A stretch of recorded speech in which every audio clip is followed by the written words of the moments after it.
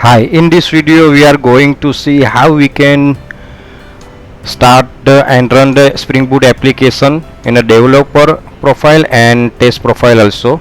So currently we have two application.properties. Application.properties is default 8090.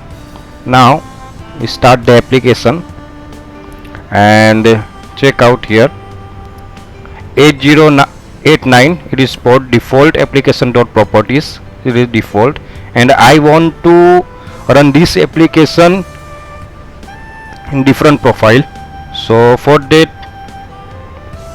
we open the edit configuration and here pass argument spring properties active test. I add test value because of application.properties application test.properties file already configure here all. Now start the application and check out the application started with different profile or not. So here 9100 port number which is defined in application test property. I hit API in from Postman. Now here change 9100, so that's working. So this way we can run Spring Boot application with different profile.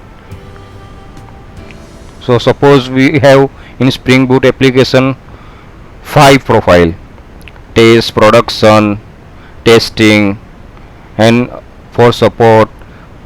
So we can configure in a edit configuration in a argument spring spring.profiles.active equal to test or any profile name. So this way we can run the different profiles